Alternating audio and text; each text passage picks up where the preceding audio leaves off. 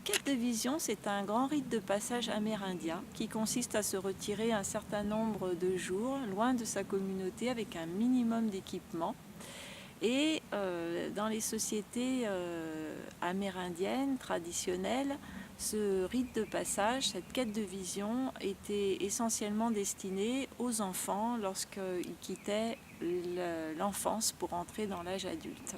Donc la quête de vision marquait ce grand passage. Alors les jeunes à ce moment-là étaient donc livrés à eux-mêmes, seuls dans la nature sauvage pendant un certain nombre de jours. Et du coup, eh bien, il fallait qu'ils aillent déjà se forger leur propre courage, trouver leur force intérieure, et puis en même temps eh bien, recevoir des visions. Et ces visions, c'était des guidances pour leur vie d'adulte. Alors, les visions, elles leur parvenaient essentiellement par la nature qui représente comme un canal. Ça veut dire que quand on est dans ce processus de pleurer comme pour une vision, comme disent les Amérindiens, à ce moment-là, on est dans une telle vigilance, une telle présence à ce qui se passe, que tout ce qui arrive dans cette expérience-là est comme un message que nous adresse le grand esprit, que nous adressent les esprits, le monde des esprits, et qui nous donne donc des informations sur ce qu'on a à faire dans notre vie. Alors quand c'était fait dans cette tradition-là, les jeunes quand ils revenaient, tout ce qui s'était passé, alors tous les petits détails, les petites choses qui s'étaient passées dans cette nature-là, et puis aussi peut-être les visions qu'ils avaient eues, étaient écoutées, repris, réécoutées encore et interprétées par un cercle d'aînés qui permettait aux jeunes de comprendre ce qui s'était passé pour lui et de décoder en quelque sorte tous les messages qu'il avait reçus. Alors de nos jours, dans notre société où malheureusement ces grands rites de passage ont été progressivement abandonnés, on a un peu en quelque sorte inventé ce concept d'adolescence. Et que cette adolescence, au lieu qu'il soit marqué par un événement, eh bien, il devient un processus, un long processus qui des fois s'étire sur des années et des années. On a même inventé le terme adolescence pour montrer que même certains adultes n'ont toujours pas résolu ce passage. Et du coup, ce qui se passe, c'est que de plus en plus de personnes aujourd'hui sont comme attirées par ce rituel parce qu'il y a eu ce manque à un moment donné et que même les personnes rentrées dans l'âge adulte se retrouvent dans une espèce de quête de sens qui n'a pas été définie par ce marquage-là, de cette transition à un moment donné de leur vie. Le mot quête de vision est amérindien, il n'en reste pas moins que ce processus-là d'aller se retirer dans la nature sauvage est quelque chose d'universel qu'on retrouve dans toutes les traditions. Cette quête de vision, tout le monde quasiment devra en faire une. Pour déjà tout simplement mieux se connaître, parce que c'est une expérience au cours de laquelle on apprend vraiment à connaître qui on est vraiment. Alors bien sûr, on peut dire que comme toute épreuve, puisque la quête de vision constitue d'une certaine façon une épreuve, c'est sûr que dans ces moments-là de crise, d'épreuve, on va chercher des ressources intérieures parfois insoupçonnées et que la vie nous offre ce type d'expériences qui sont des expériences finalement de mort et renaissance. On peut dire que la quête de vision est un grand rituel de mort et de renaissance. Sauf qu'à la différence d'un événement traumatique, par exemple, qui va nous arriver et qui va nous mettre face à ça, face à aller chercher en nous des ressources insoupçonnées, là, dans une quête de vision, on le fait délibérément, c'est-à-dire qu'on choisit, de mettre toute sa vie quotidienne de côté et de se plonger dans cette expérience qu'on vit normalement au cours d'événements plutôt dramatiques dans notre vie. Donc le fait de le choisir permet de vivre tout ça en conscience et de se mettre dans une écoute de soi au plus profond de soi-même. Comme c'est un rite de passage, une quête de vision peut évidemment être la bienvenue dans tous les moments où on vit, où on est dans une période de transition, où on veut marquer la fin d'une étape et puis aussi célébrer le début d'une nouvelle étape. Donc ça peut être évidemment l'entrée dans l'âge adulte, même si cette entrée-là, on l'a vu, se fait beaucoup plus tardivement qu'avant. La fin des études, par exemple, l'entrée dans l'âge mûr et l'activité professionnelle. Ça peut être suite à un déménagement, un divorce, une maladie, la ménopause, l'entrée dans la retraite ou le départ des enfants de la maison. Enfin, tous ces grands passages-là qu'on a à vivre dans une vie. Et puis, ça peut être aussi tout simplement le besoin vital presque de se retirer de son quotidien, de prendre du recul, de s'isoler, de couper aussi. Actuellement, on est sans arrêt sollicité, connecté à Internet, connecté aux autres, au téléphone, etc. Et c'est vraiment très très ressourçant de couper tout ça pendant ne serait-ce que 3 jours dans une année, et pour se retrouver vraiment face à soi-même et face à la nature. Alors la reconnexion à la nature aussi est parfois vraiment une motivation à faire une quête de vision, parce qu'on est, il faut aussi bien le dire, dans une société qui favorise cette déconnexion avec notre environnement, avec la nature autour de nous, les rythmes des saisons, etc. Et puis la nature à l'intérieur de nous aussi. Et une quête de vision permet cette reconnexion à la nature, à notre environnement et à la nature en nous.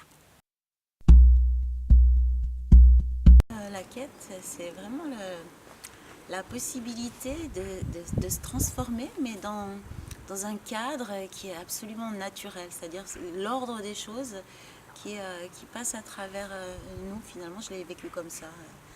J'ai suivi ce mouvement et puis finalement on a fini par former un cercle chacun dans notre vécu, et puis on le partage, et ça c'est vraiment savoureux. C'est savoureux.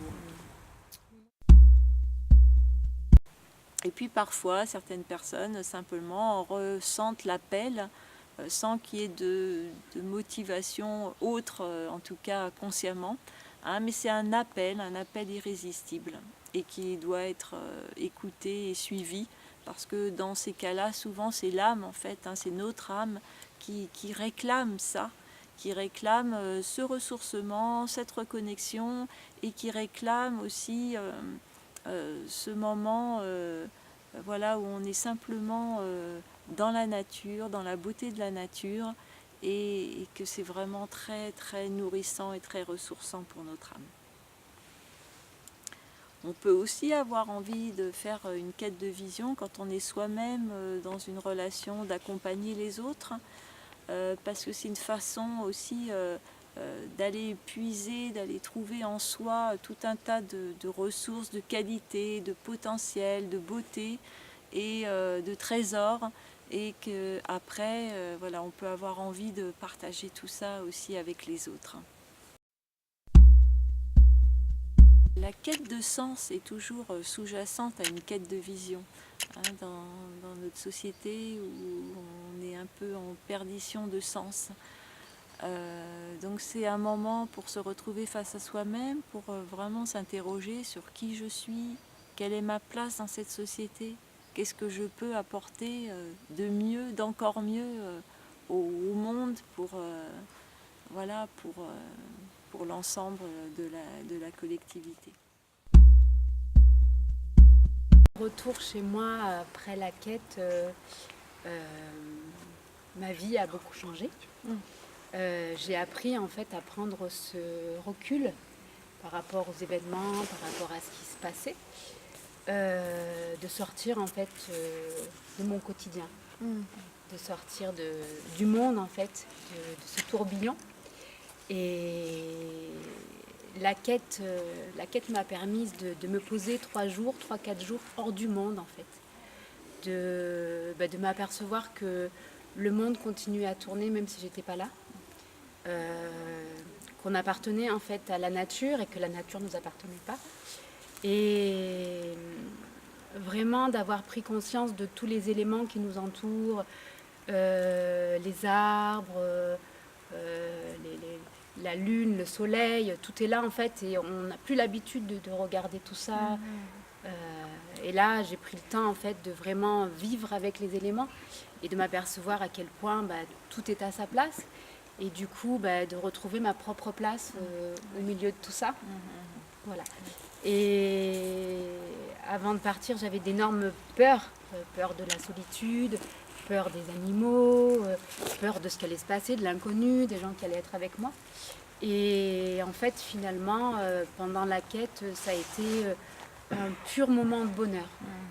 Vraiment des retrouvailles face à moi. La solitude a été quelque chose d'extraordinaire. Et finalement, la peur extérieure des animaux, finalement, avait disparu pour laisser face en fait à la beauté, l'immensité du paysage qui nous entourait. L'instant présent est vécu avec une grande intensité pendant une quête de vision. Et ça nous donne une conscience d'exister qu'on a perdue finalement dans notre rythme de vie. Et que grâce à cette conscience d'exister, on peut aussi à nouveau se créer un avenir et cela fait que c'est très positif et très antidépressif aussi de se dire que voilà où j'en suis aujourd'hui et voilà quelle direction je veux donner à ma vie à partir de maintenant. Alors au départ, ça a été vraiment un besoin de renouveau finalement, beaucoup de choses dans la vie qui bougeaient à ce moment-là, professionnellement, personnellement. Et cette sensation d'être à une transition, d'être dans une période où quelque chose meurt finalement et que quelque chose est à venir, mais sans savoir vraiment quoi. Et ça a été vraiment le point de départ. Et puis à un moment donné, après, il y a eu vraiment, il faudrait appeler l'appel, quoi. Donc vraiment le fait de sentir que ok, c'est par la quête de vision que ça va passer, quoi. C'est par là que ça va se débloquer et que je vais pouvoir y voir plus clair. Lors d'une quête de vision, le rituel est l'axe central, tout en étant aussi le contenant, c'est-à-dire qu'il permet en sécurité de vivre des choses intérieurement très fortes, tout en étant relié symboliquement à un groupe, en l'occurrence le groupe des autres quêteurs et des accompagnateurs qui ont tous le même objectif commun. Dans la quête de vision, c'est vraiment le rituel qui est la structure qui permet que les choses soient possibles. C'est le rituel, cette structure qui permet les échanges, la communication, alors entre les différents parties de l'être de la personne en quête de vision, entre cette personne-là et les autres membres de la communauté, et puis aussi entre moi, appartenant au règne humain, et puis tous les autres règnes, animaux, végétaux, minéraux, et puis entre moi et les esprits, tous les esprits du monde visible et puis les esprits de tous les autres mondes. Moi je dirais c'est l'occasion de pouvoir lâcher en l'occurrence des peurs parce qu'effectivement il y a un cadre sécurisant, il y a une confiance qui fait qu'il y a de la bienveillance, ce qui est très aidant pour pouvoir cheminer vers soi et vers les autres. La quête de vision que je propose se déroule sur 7 jours, dont 3 jours et 3 nuits en solo, ce qu'on appelle donc vraiment seul dans la nature sauvage. Donc le rituel commence ici à l'orgue, où je propose des cérémonies, des rituels qui favorise, qui prépare, qui facilite le processus pour chaque personne et qui va l'amener à pouvoir aller dans ce qu'on appelle le temps de rêve, en toute sécurité et en toute sérénité. Après, donc, il y a le temps de solo. Et ensuite, après le retour, on termine le rituel ici, encore pendant 2 jours à l'orgue, où là, les cérémonies, les rituels, les pratiques que je propose ont toutes pour but de commencer à mettre du sens, à interpréter avec beaucoup de précautions, mais en tout cas à intégrer l'expérience qui vient d'être vécue. D'une certaine façon, on peut dire que la fin de la quête de vision marque le début du reste de la vie, car plus rien n'est comme avant. Ça change beaucoup de choses et c'est inévitable et c'est souhaitable. C'est aussi le but. Alors on se connaît mieux, on est plus fort, on a réussi quelque chose, on est fier de soi. Enfin, il y a tout un tas de choses qui rentrent en compte, qui font qu'on est différent. Et puis qu'aussi, que pendant ce temps de recul, quand on est seul dans cette vulnérabilité, dans ces peurs des fois, dans cette difficulté ou cette extase, eh bien pendant ce temps-là, des fois on nettoie en même temps nos relations avec nos proches, et quand on revient, on a beaucoup plus de conscience sur le caractère très précieux de nos relations, de la vie. Et petit à petit, comme on est revenu avec vraiment des indications ou des envies, eh bien, à partir de ce moment-là, notre devoir consiste à amener tout ça, toutes ces visions, toutes ces envies, toutes ces réponses, dans le royaume de l'action. C'est vraiment notre devoir de le faire, et si on ne le fait pas, ça peut nous occasionner beaucoup de souffrance. Alors en cela, on peut dire aussi que la communauté des quêteurs peut constituer comme des coachs, et qui permettent aussi de rester en contact avec ça. Ils sont comme les témoins de ce qui a été contacté dans cet espace et ce temps privilégié hors de l'espace et du temps ordinaire.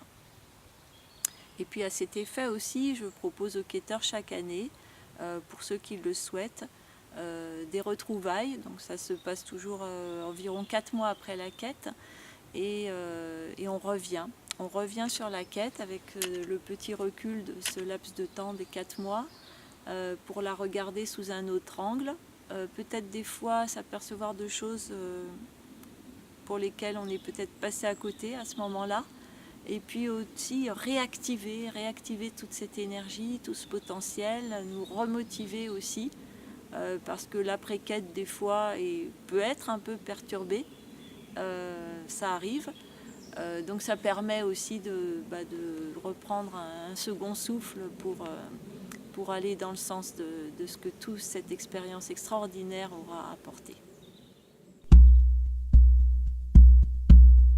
Alors si vous entendez l'appel, ou si vous avez vraiment besoin de marquer la fin d'une étape, ou alors le début d'une nouvelle étape, ou si vous avez juste besoin de débrancher tous vos ordinateurs et autres téléphones, ou si